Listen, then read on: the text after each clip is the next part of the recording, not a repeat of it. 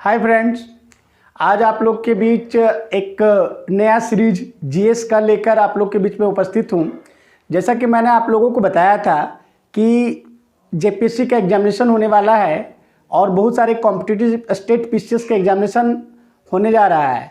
तो एक जीएस का हम लोग सीरीज शुरू किए हुए हैं और जीएस के सीरीज में हम लोगों ने स्टार्ट किया है इंडियन पॉलिटी, भारत की राज व्यवस्था।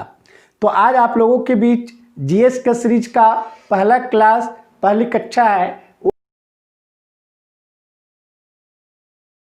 वो है इंडियन पॉलिटी, भारत की राज व्यवस्था। मैं कुछ स्टार्ट करूं उससे पहले मैं आप लोगों को बताना चाहूँगा कि जीएस एक समुंदर है दोस्तों, और उस समुंदर में से अपने काम की चीज़ें हम लोगों को निकालना है। मतलब ये है कि जिस तरह से समुंदर में लोग डुबकी लगा के मोती निकालते हैं, उसी प्रकार से जीएस के समुंदर में हम लोगों को डुबकी लगाना है और अपने लिए मोतियों का चयन करना है, अपने लिए मोतियों निकालना है। मैं आपके बीच ठीक उसी प्रकार से जीएस की सीरीज में मैं चाह रहा हूं कि आपको एक रुचि बने और आप एक इंटरेस्ट अपने आप में डेवलप करो। आज के समय में जीएस एक बहुत बड़ा लोगों के लिए सरदर्द बना हुआ है।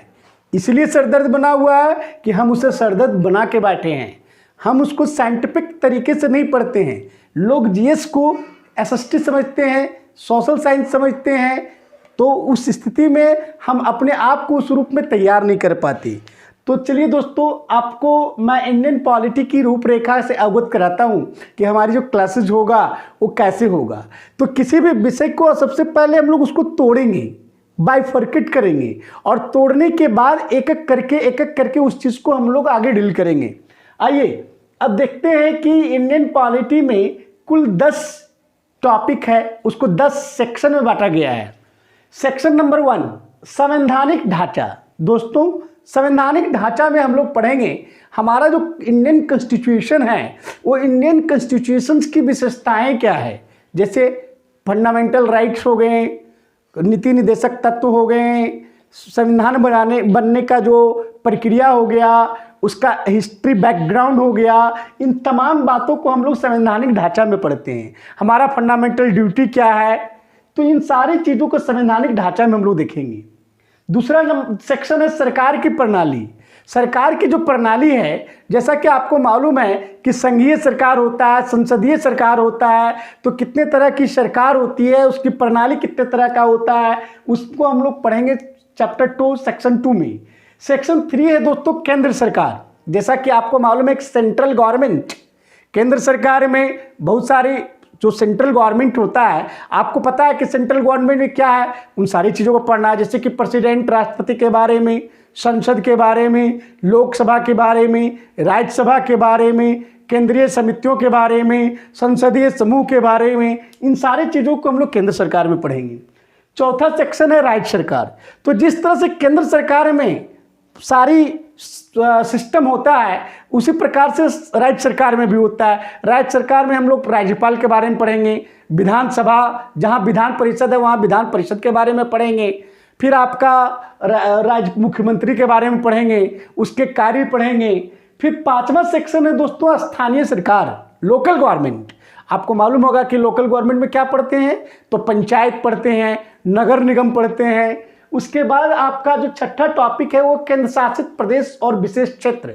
जैसा कि भारत में मालूम है आपको कि केंद्र शासित प्रदेश है, यूनियन टेरिटरी है, तो वो यूनियन टेरिटरी जो है उसके बारे में हम लोग पढ़ेंगे। और बहुत सारा स्पेशल क्षेत्र है जिसको विशेष योगदान दिया गया है, विशेष संविधान में विशेष दर्जा दिया गया है।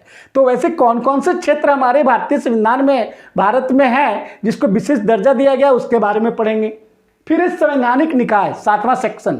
संवैधानिक निकाय का मतलब होता है कॉन्स्टिट्यूशनल बॉडी, मतलब वैसी बॉडी, वैसे निकाय जिसका संविधान में चर्चा है, संविधान में निहित है, संविधान की वो बातें हैं जो संविधान में ऑलरेडी उसके बारे में बताया गया है, उसी को हम लोग कहते हैं संवैधानिक निकाय। फिर होता है 8वां सेक्शन है दोस्तों गैर संवैधानिक निकाय, नॉन कॉन्स्टिट्यूशनल बॉडी, मतलब वैसे निकाय जिसका संविधान में तो चर्चा नहीं है, संविधान में तो लिखा हुआ नहीं है, लेकिन वो बॉडी काम कर रहा है, तो उसको हम लोग नॉन कॉन्स्टिट्यूशनल बॉडी कहते हैं। यहाँ पे 8वां सेक्शन के बाद दोस्तों देखिए, यहाँ पे जगह कम पड़ने के बाद मैंने नीचे लिखा है 9वां सेक्शन है अन्य संवैधानिक उपागम आयाम।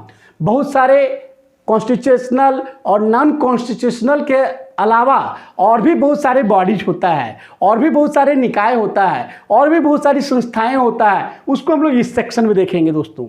उसके बाद 10th और लास्ट जो सेक्शन है वो है राजनीतिक गतिशीलता, जिसमें हम लोग पॉलिटिक्स के बारे में देखेंगे, राजनीतिक पार्टियों के बारे में देखेंगे कि राजनीतिक पार्टियों का कैसे निर्माण होता है, कैसे राष्ट्रीय पार्टी बनता है, कैसे क्षेत्रीय पार्टी बनता है, क्षेत्रीय पार्टी से राष्ट्रीय पार्टी में कैसे अपग्रेडेशन होता है। तो ये इंडियन पॉलिटी का 10 सेक्शन में हम लोगों को डिवाइड किए हैं। अब हम लोग शुरू करेंगे, एक एक करके हम लोग इस पर चर्चा करेंगे, और अगले दिन से आपको टॉपिक वाइज इस पे वीडियो मिलेगा।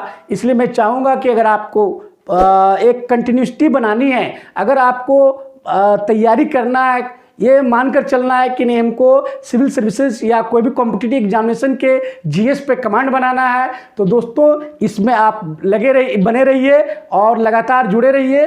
और जो भी आप वीडियो है उसको सब्सक्राइब करें, बेल आइकन दबाएं, ताकि नोटिफिकेशन आप तक जल्द से जल्द पहुंचे, और अपने दोस्तों को शेयर करें दोस्तों। थैंक